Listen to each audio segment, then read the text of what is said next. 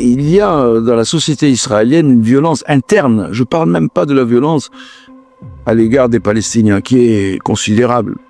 Mais même entre juifs, c'est une violence très grande.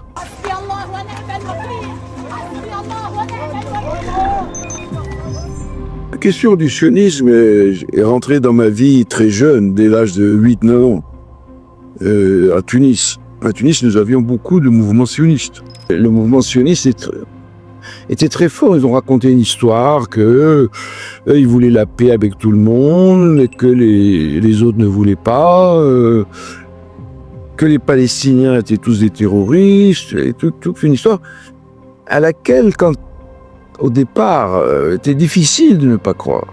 Ils n'avaient pas compris que le sionisme était une affaire autre, que c'était une affaire coloniale, et que c'était une opération montée par les Occidentaux pour prendre le pouvoir en avant.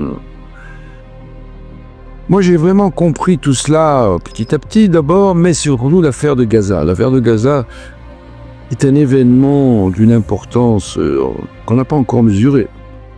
Il y a bien sûr la tragédie incroyable que vivent les Palestiniens, que vivent les Gazaouis, qui vivent dans des conditions de génocide, je dirais même d'extermination. Mon expérience à Israël a été assez traumatique. J'étais parti plein d'espoir, d'une vie agréable, avec un accueil. Nous, les Arabes, on peut se dire, on est les Arabes tous, là. Nous avons un sens d'hospitalité. Eh bien, quand je suis arrivé en Israël, je m'attendais à quelque chose d'un peu analogue.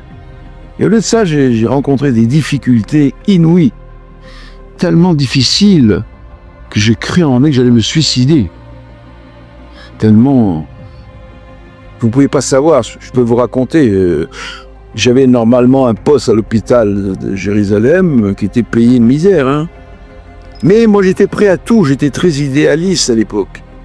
Et le premier jour de mon emploi, on m'a renvoyé. Parce que le gouvernement a coupé les crédits. Mais j'avais $500 de salaire. $500. 500 €, même pas. Il m'a dit, tu reviendras plus tard. Comment plus tard? Oh, je viens. C'est le manque de respect qu'on a pour l'autre. Moi, j'étais juif, ils étaient juifs. Malgré ça, c'est comme si j'étais rien, quoi. Alors je me suis dit, qu'est-ce que ça doit être quand on n'est même pas juif, on est palestinien? J'ai appris l'hébreu. Parce que je ne connaissais pas l'hébreu, je savais le lire, mais je ne comprenais pas bien. Et j'ai rencontré ce monsieur extraordinaire, une espèce de génie, qui s'appelle Yeshayahu Leibovitz, qui était un juif à la fois pieux, Chaïf Rabbi, et c'est lui qui m'a ouvert les yeux, on peut dire. À cause de... C'était dans les années 88-89. À ce moment-là, il y avait l'intifada, la première intifada.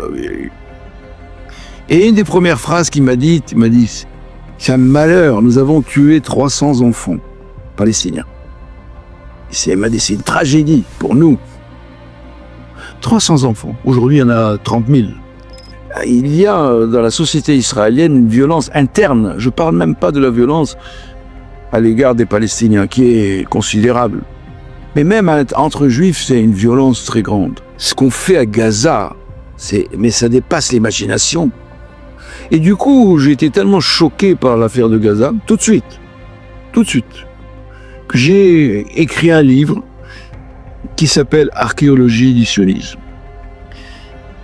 Je commence à comprendre ce qui se passe à Gaza. C'est une opération montée par le gouvernement israélien, mais avec la complicité de tout l'Occident. C'est une expérience où on a voulu voir quelle serait... C'est comme un laboratoire, Gaza. On a expérimenté des armes modernes, nouvelles. On a expérimenté des méthodes de guerre avec l'intelligence artificielle, ce qu'on appelait l'Avendum.